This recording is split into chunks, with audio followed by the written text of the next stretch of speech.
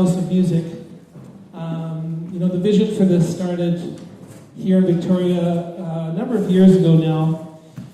And as many of you know, the concept of the House of Music, families playing music together, all was an inspiration that, for me personally, started back in my family. My grandfather, in particular, Daniel Woodsky, the farming fiddler from Alberta, who my mom's dad, who played the fiddle, and no matter where he lived in a few different communities in Alberta, southern Alberta and northern Alberta, and then eventually in Salmon Arm. Wherever he went, he played his fiddle.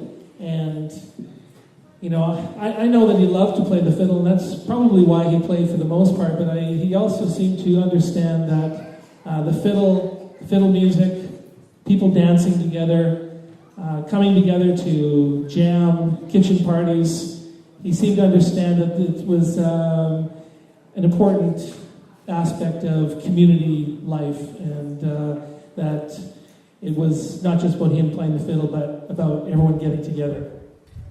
And so this whole concept of a house of music, like my grandfather had, because I have memories as far back as I can remember, certainly when I was like 4 years old, dancing around with my also 4-year-old cousin, Melanie, running in between my grandpa's legs, and I had a number of uncles that played the fiddle too, so, it was just fun. And, in my family, if you didn't play the fiddle, you played the accordion or the piano, or you played cards. And to this day, in Prince George, at the house that I grew up in, at least 3 or 4 nights a week, that is exactly what happens. My parents are 81 now, both of them. And it's a constant stream of people coming in and out of their house. They have so many friends. And you always know you can go to Clarence and Charlotte's house, and you'll get a cup of coffee and a game of cards, and you can hear a couple tunes or bring your instrument along and get Mom to sit down at the piano and play with you. She's very gung-ho for that sort of thing. So I know what this meant to me growing up, and I did a lot of teaching in Victoria, and was concertizing and touring and playing music around the world and stuff like that. But there was something that came together about 6 or 7 years ago for me that made me realize that,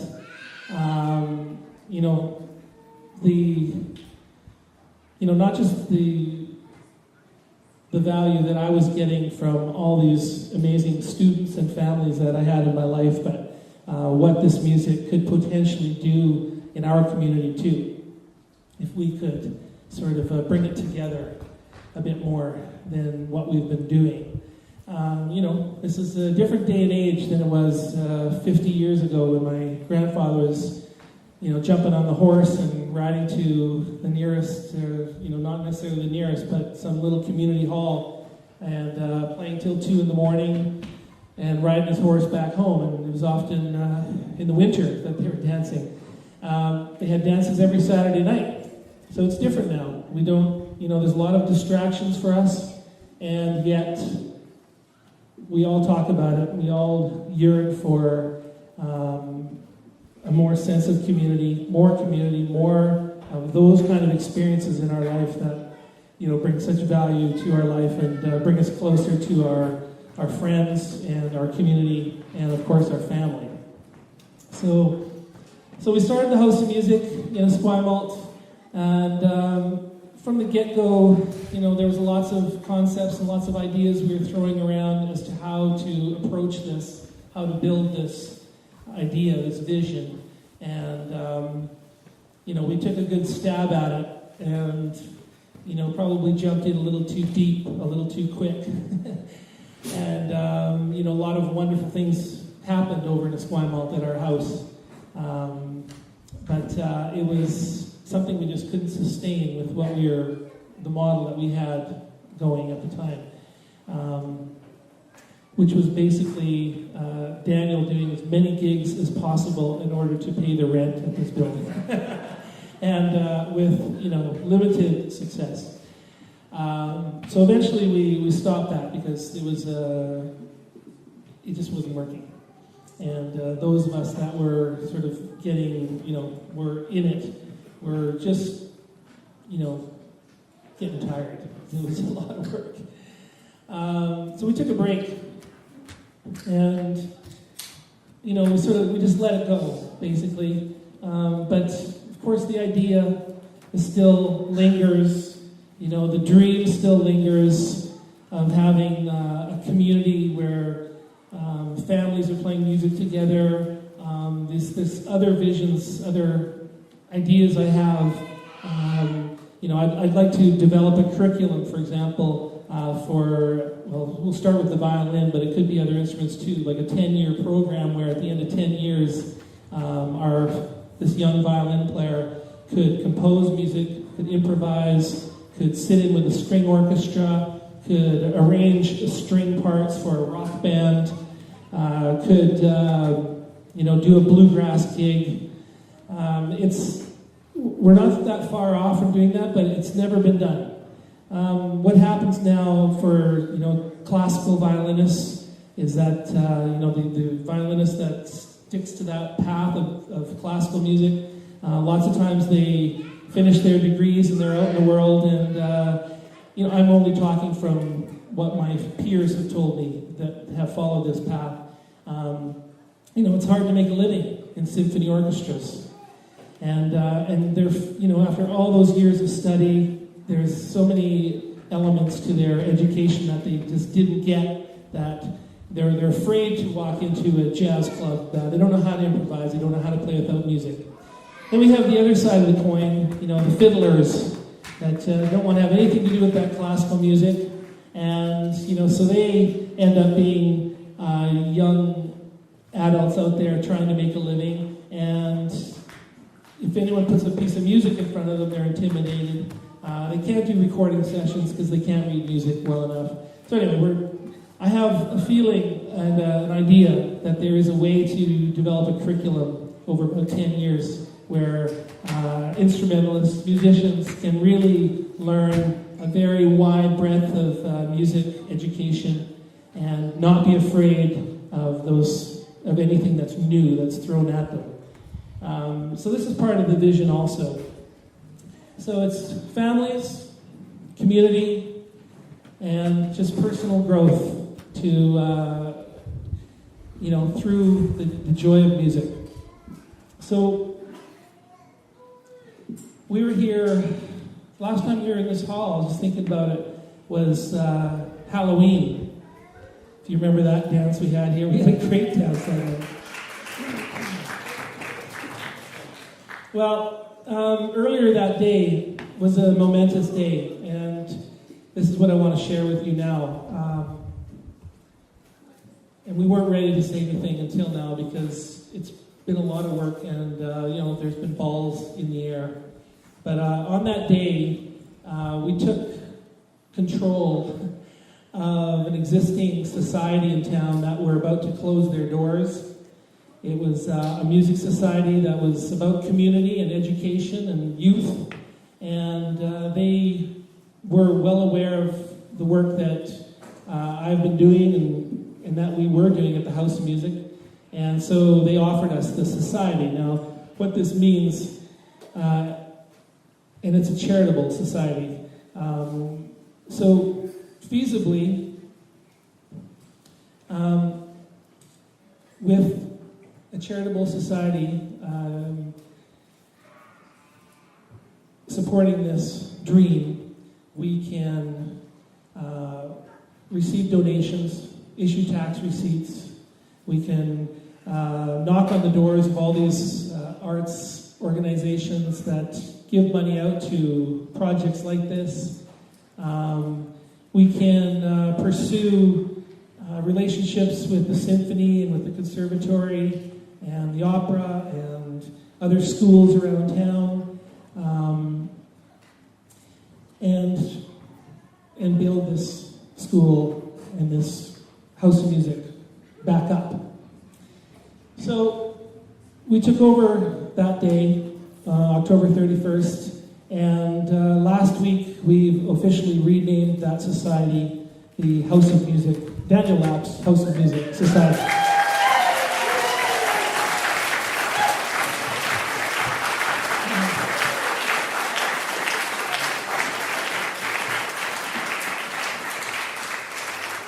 So, we're pretty excited.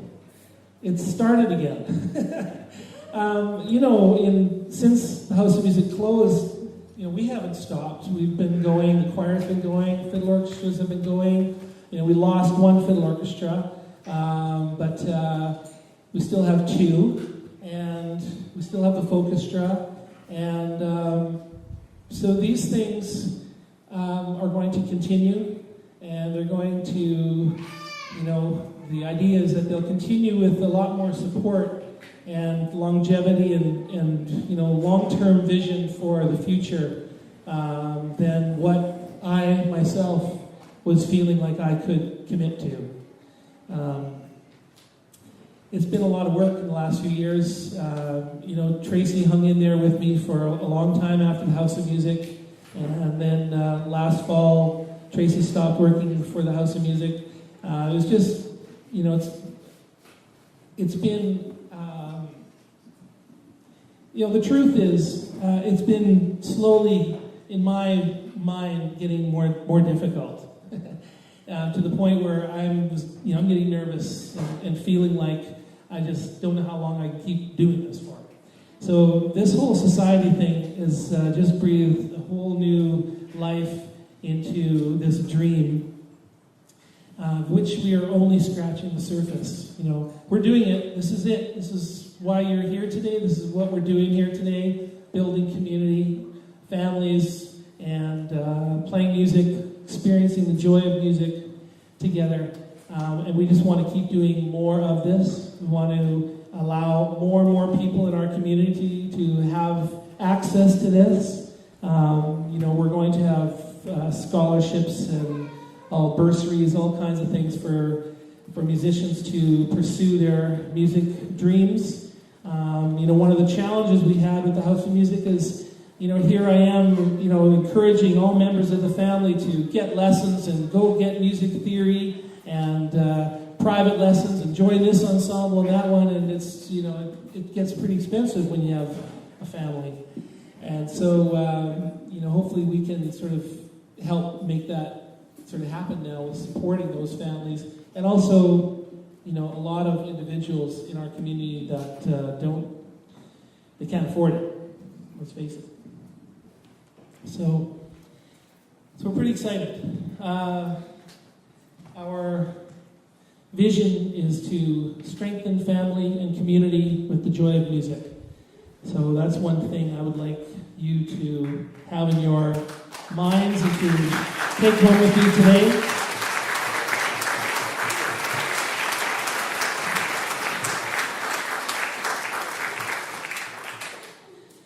So once again, to strengthen family and community with the joy of music, I would like to introduce you to Lasha Reed. Lasha's on our board. Colin McMechan in the middle. Colin on the board. A lot of you know Linda Castles. Some of you know her as Morgan's mum. But Linda's in the folkestra, and Morgan is here, but Linda's not here. We also have Anne Daniels. She's a member of our community who has sat on many boards and really knows a lot about how this works. It's been quite a project to, logistically to pull this together. We also have Barney Bentall on our board.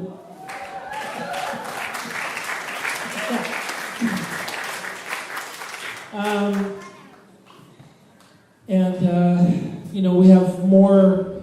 I have some goals around creating a sort of an international advisory board, international artists that have experienced this feeling of the joy of making music, and in many cases with family members. So, you can imagine some of the people that I would love to approach out there internationally that would add, a certain credibility or, Laura St. John is a world-class concert violinist. She came to a meeting this week. She lives in New York, but she's been in town. Laura and I have the group Orchestra together. So we've been rehearsing, and we're going to record a new album in New York next week. But Laura was here this week, and she's very excited to be part of the House of Music International Advisory Board. And we'll just keep you posted. We're just getting started, but we are at a point now where I feel excited and comfortable to tell all of you that we exist, and we're going to do some amazing things together.